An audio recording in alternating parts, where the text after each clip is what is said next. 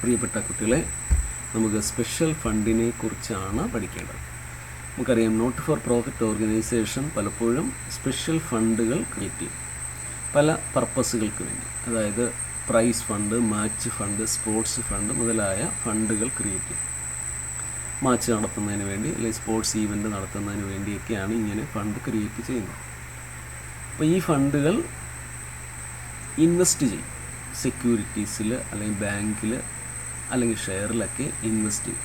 അങ്ങനെ ഇൻവെസ്റ്റ് ചെയ്യുമ്പോൾ അതിൽ നിന്ന് ഇൻകം ലഭിക്കും. ആ ഇൻകം ഈ ഫണ്ടിൻ്റെ കൂടെ ആഡ് ചെയ്യും. ആ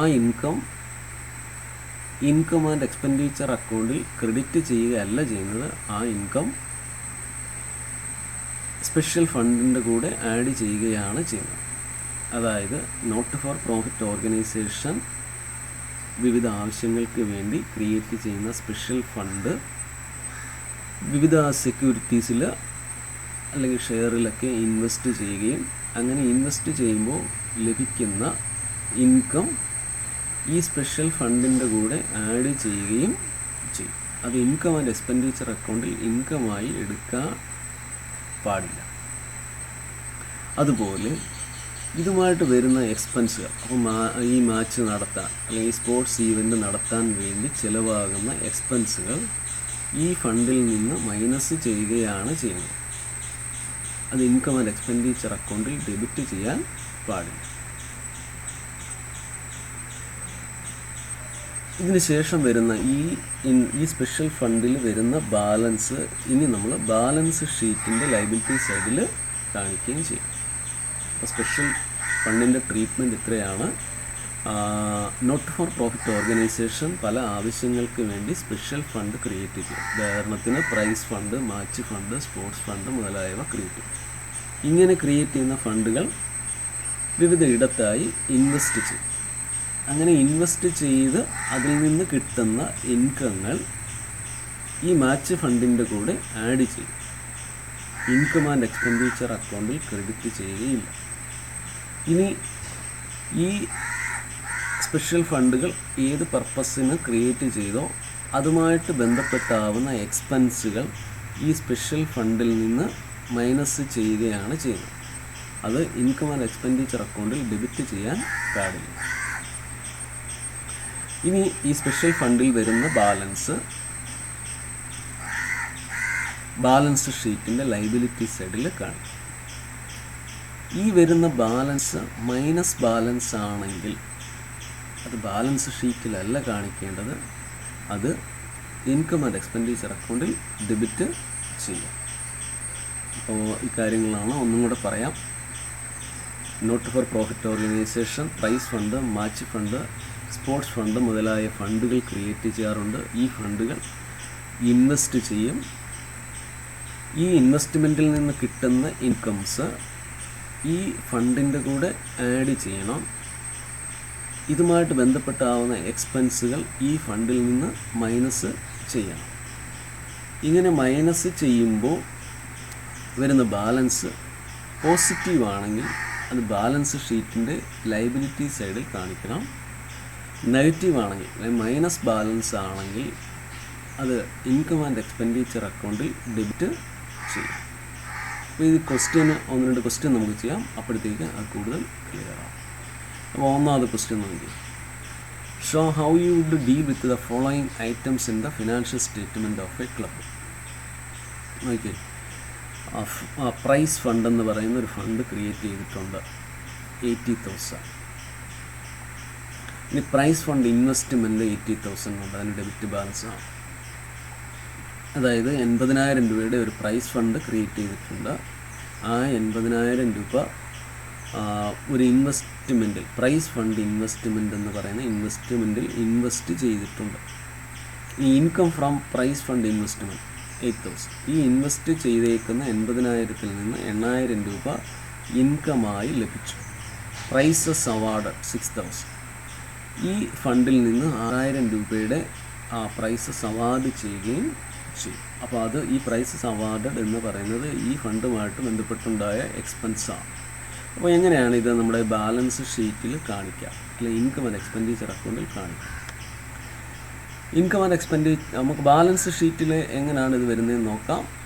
അപ്പോൾ നമുക്കറിയാം പ്രൈസ് ഫണ്ടിൻ്റെ കൂടെ ആ പ്രൈസ് ഫണ്ടിൽ നിന്ന് ലഭിക്കുന്ന ഇൻകം ആഡ് ചെയ്യണം, എന്നിട്ട് എക്സ്പെൻസ് മൈനസ് ചെയ്യണം, എന്നിട്ട് വരുന്ന ബാലൻസ് ഷീറ്റിൻ്റെ ലയബിലിറ്റി സൈഡിൽ കാണിക്കണം. അപ്പോൾ പ്രൈസ് ഫണ്ട് 80,000 ആണ്. അത് ഇൻവെസ്റ്റ് ചെയ്തതിൽ നിന്ന് കിട്ടിയ ഇൻകം 8,000 ആണ്. അപ്പോൾ അത് രണ്ടും കൂടെ ആഡ് ചെയ്ത് 88,000 വന്നു. അതുമായിട്ട് ബന്ധപ്പെട്ട ഉണ്ടായ എക്സ്പെൻസ് പ്രൈസ് അവാർഡ് 6,000 ആണ്. അത് ലെസ് ചെയ്തു. അപ്പോൾ 88,000 നിന്ന് 6,000 ലെസ് ചെയ്തപ്പോൾ 82,000 വന്നു. ഇത് നമ്മൾ ബാലൻസ് ഷീറ്റിൻ്റെ ലയബിലിറ്റി സൈഡിൽ കാണിക്കും. ഇനി ഇൻവെസ്റ്റ്മെൻറ്റ് ഒരു അസറ്റാണ്. പ്രൈസ് ഫണ്ട് ഇൻവെസ്റ്റ്മെൻറ്റ് 80,000 അസറ്റാണ്. ഇത് ബാലൻസ് ഷീറ്റിൻ്റെ അസറ്റ് സൈഡിലും കാണിക്കണം. ഇത്രയാണ് ഈ പ്രോബ്ലത്തിലുള്ളത്. അപ്പോൾ ഒന്നും കൂടെ നോക്കാം. പ്രൈസ് ഫണ്ട് 80,000 ഉണ്ട്. ഈ 80,000 ഇൻവെസ്റ്റ് ചെയ്തിട്ടുണ്ട്. 80,000 രൂപ പ്രൈസ് ഫണ്ട് ഇൻവെസ്റ്റ്മെൻ്റ് എന്ന് പറഞ്ഞാൽ ഇൻവെസ്റ്റ് ചെയ്തിട്ടുണ്ട്. അപ്പോൾ അതിൽ നിന്ന് ഒരു 8,000 രൂപ ഇൻകം കിട്ടി. ഇനി ഈ പ്രൈസ് ഫണ്ടുമായിട്ട് ബന്ധപ്പെട്ട് 6,000 രൂപയുടെ പ്രൈസസ് അവാർഡ് ചെയ്യുകയും ചെയ്തു. അതൊരു എക്സ്പെൻസാണ്. അപ്പോൾ നമ്മൾ എങ്ങനെയാണ് ഇത് ബാലൻസ് ഷീറ്റിൽ അല്ലെങ്കിൽ ഇൻകം ആൻഡ് എക്സ്പെൻഡിച്ചർ അക്കൗണ്ടിൽ എടുക്കുക? നമുക്കറിയാം പ്രൈസ് ഫണ്ടിൻ്റെ കൂടെ ഇൻകം ആഡ് ചെയ്ത് അതിൽ നിന്ന് എക്സ്പെൻസ് മൈനസ് ചെയ്യുമ്പോൾ വരുന്ന ബാലൻസ് പോസിറ്റീവ് ആണെങ്കിൽ അത് ബാലൻസ് ഷീറ്റിൻ്റെ ലയബിലിറ്റി സൈഡിൽ കാണും. നെഗറ്റീവ് ആണെങ്കിൽ അത് ഇൻകം ആൻഡ് എക്സ്പെൻഡിച്ചർ അക്കൗണ്ടിൽ ഡെബിറ്റ് ചെയ്യാം. അപ്പോൾ ഇവിടെ നമുക്ക് നോക്കാം.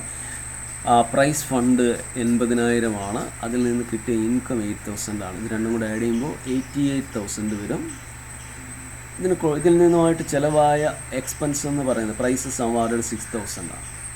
മൈനസ് ചെയ്യുമ്പോൾ 88,000 നിന്ന് 6,000 മൈനസ് ചെയ്യുമ്പോൾ വരുന്ന ബാലൻസ് പോസിറ്റീവാണ്, 82,000. അതുകൊണ്ട് ഇത് ബാലൻസ് ഷീറ്റിൻ്റെ ലയബിലിറ്റി സൈഡിൽ 82,000 കാണിക്കണം. ഇനി ഇൻവെസ്റ്റ്മെൻറ്റ് അസറ്റാണ്. അത് ബാലൻസ് ഷീറ്റിൻ്റെ അസറ്റ് സൈഡിൽ 80,000 ഈ പ്രൈസ് ഫണ്ട് ഇൻവെസ്റ്റ്മെൻറ്റും കാണിക്കണം. ഇത്രയുമാണ് ഈ ക്വസ്റ്റ്യനിൽ. ഇനി ഒരു ക്വസ്റ്റ്യൻ കൂടെ ഉണ്ട്, അത് നമുക്ക് നോക്കാം. Show the following information in financial statements of a not-for-profit organization. Match expense ആണ് 16,000. മാച്ച് നടത്തിയതുമായിട്ട് ബന്ധപ്പെട്ടുണ്ടായ എക്സ്പെൻസ് 16,000. Match fund 8,000. ഇതിനു വേണ്ടി നമ്മൾ ക്രിയേറ്റ് ചെയ്ത fund 8,000. Donation for match fund, ഈ മാച്ച് ഫണ്ടിലേക്ക് കിട്ടിയ donation 5,000. Sale of match ticket 7,000.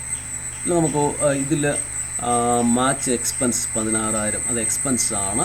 Match ഫണ്ടിൽ നേരത്തെ ഉണ്ടായിരുന്ന ബാലൻസ് 8,000 ആണ്.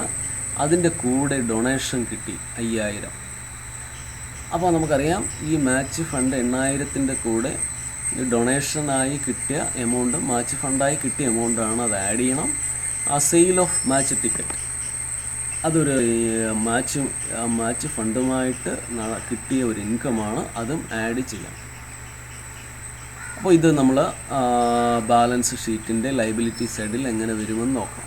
അതാണ് ക്വസ്റ്റ്യൻ. ഈ രണ്ടാമത്തെ ക്വസ്റ്റ്യൻ എ പാർട്ടും ഉണ്ട് ബി പാർട്ടും ഉണ്ട്. അപ്പോൾ നമുക്ക് എ പാർട്ട് നോക്കാം. അപ്പോൾ നോക്കിയത് ബാലൻസ് ഷീറ്റിൻ്റെ ലയബിലിറ്റി സൈഡിൽ എങ്ങനെയാണ് വരിക. Match fund 8,000, add donation 5,000. ഇതിൻ്റെ കൂടെ 5,000 രൂപ ഈ മാച്ച് ഫണ്ടിലേക്ക് കിട്ടിയ ഡൊണേഷനാണ്. അതുപോലെ സെയിൽ ഓഫ് മാച്ച് ടിക്കറ്റ് 7,000. അപ്പോൾ അത് ഇതുമായിട്ട് ബന്ധപ്പെട്ട് കിട്ടിയ ഇൻകമാണ്. അപ്പോൾ ടോട്ടൽ 20,000 വന്നു. അപ്പോൾ മാച്ച് ഫണ്ടിലേക്ക് കിട്ടിയ ഡൊണേഷൻ, ഈ മാച്ചുമായിട്ട് ബന്ധപ്പെട്ട് നടത്തിയ ടിക്കറ്റിൻ്റെ വിൽപ്പനയിൽ നിന്ന് 7,000, അങ്ങനെ 20,000 വന്നു. അതിൽ നിന്ന് മാച്ച് എക്സ്പെൻസ് 16,000 ലെസ് ചെയ്യാം. അപ്പോൾ 4,000 ആണ് ബാലൻസ് വന്നത്. ഇത് പോസിറ്റീവ് ബാലൻസ് ആണ്. അതുകൊണ്ട് നമ്മൾ ബാലൻസ് ഷീറ്റിൻ്റെ ലയബിലിറ്റി സൈഡിൽ കാണിക്കും. ഇനി അതിൻ്റെ ക്വസ്റ്റ്യൻ്റെ ബി പാർട്ടാണ്. What will be the effect if match expenses go up by 6,000, other things remaining the same? ഈ മാച്ച് എക്സ്പെൻസ് 6,000 കൂടെ വർദ്ധിക്കുകയാണെങ്കിൽ, അതായത് ഇപ്പോൾ മാച്ച് എക്സ്പെൻസ് 16,000 ആണ്, അതിൻ്റെ കൂടെ 6,000 കൂടെ കൂടുകയാണെങ്കിൽ എന്തായിരിക്കും അതിൻ്റെ എഫക്റ്റ്?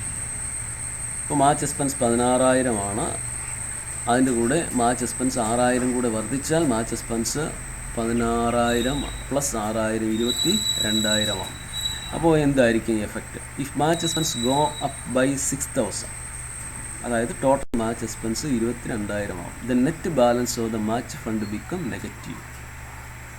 അപ്പോൾ മാച്ച് ഫണ്ടിൻ്റെ ബാലൻസ് നെഗറ്റീവ് ആവും. അപ്പോൾ നമുക്കറിയാം മാച്ച് ഫണ്ട് 8,000 ആണ്. അതിൻ്റെ കൂടെ ഡൊണേഷൻ 5,000 ആഡ് ചെയ്തു, sale of match ticket 7,000 add ചെയ്തു. അപ്പോൾ ടോട്ടൽ 20,000 ആവും. മാച്ച് എക്സ്പെൻസ് 16,000 എന്നുള്ളത് 22,000 ആയിട്ട് വർദ്ധിച്ചു. അപ്പോൾ 20,000-ൽ നിന്ന് 22,000 മൈനസ് ചെയ്താൽ മൈനസ് ബാലൻസ് ആണ് വരുന്നത്, -2,000 ആണ് വരുന്നത്, -2,000 ആണ്. അങ്ങനെ മൈനസ് വന്നു കഴിഞ്ഞാൽ ഇതിന് ബാലൻസ് ഷീറ്റിൻ്റെ ലയബിലിറ്റി സൈഡിലല്ല കാണിക്കേണ്ടത്, പിന്നെ അത് ഇൻകം ആൻഡ് എക്സ്പെൻഡിച്ചർ അക്കൗണ്ടിൽ ഡെബിറ്റ് ചെയ്യാം. അപ്പോൾ if match expense go up by 6,000, അപ്പോൾ ടോട്ടൽ മാച്ച് എക്സ്പെൻസ് 22,000 ആവും. The net balance of the match fund become negative. Debit exceeds the credit and the resultant debit balance of ₹2,000, അതായത് 20,000 minus 22,000, -2,000 shall be charged or debited to the income and expenditure account of the year. Okay, ഇത്രയുമാണ് ഇതിൽ നമ്മൾ special ഫണ്ടിൻ്റെ കാര്യത്തിൽ ഓർത്തിരിക്കേണ്ടത്. അപ്പോൾ special ഫണ്ടിൻ്റെ കാര്യത്തിൽ ഇത്രയും കാര്യങ്ങളാണ് ഓർത്തിരിക്കേണ്ടത്. ഒന്ന്, നോട്ട് ഫോർ പ്രോഫിറ്റ് ഓർഗനൈസേഷൻ പല പർപ്പസുകൾക്ക് വേണ്ടി സ്പെഷ്യൽ ഫണ്ടുകൾ ക്രിയേറ്റ് ചെയ്യും. ഈ സ്പെഷ്യൽ ഫണ്ടുകൾ ഇൻവെസ്റ്റ് ചെയ്യും. അപ്പോൾ ഈ സ്പെഷ്യൽ ഫണ്ട് ഇൻവെസ്റ്റ് ചെയ്ത് അതിൽ നിന്ന് കിട്ടുന്ന ഇൻകംസും ഈ സ്പെഷ്യൽ ഫണ്ടുമായിട്ട് ബന്ധപ്പെട്ട് കിട്ടുന്ന മറ്റ് ഇൻകംസും സ്പെഷ്യൽ ഫണ്ടിൻ്റെ കൂടെ ആഡ് ചെയ്യുകയും അതുമായിട്ട് ബന്ധപ്പെട്ട ഉണ്ടാകുന്ന എക്സ്പെൻസുകൾ സ്പെഷ്യൽ ഫണ്ടിൽ നിന്ന് മൈനസ് ചെയ്യുകയും ചെയ്യും. എന്നിട്ട് സ്പെഷ്യൽ ഫണ്ടിൽ വരുന്ന ബാലൻസ് അത് പോസിറ്റീവ് ബാലൻസ് ആണെങ്കിൽ ആ ബാലൻസ് ഷീറ്റിൻ്റെ ലയബിലിറ്റി സൈഡിൽ കാണിക്കുകയും നെഗറ്റീവ് ബാലൻസ് ആണെങ്കിൽ ഇൻകം ആൻഡ് എക്സ്പെൻഡിച്ചർ അക്കൗണ്ടിൽ ഡെബിറ്റ് ചെയ്യുകയും ചെയ്യും. അപ്പോൾ നമ്മൾ 2 പ്രോബ്ലം നോക്കി. ഇതിൽ നിന്ന് നമുക്ക് ഇത് മനസ്സിലായെന്ന് കരുതുന്നു. Thank you. അടുത്ത ക്ലാസ്സിൽ ബാക്കി നമുക്ക് നോക്കാം.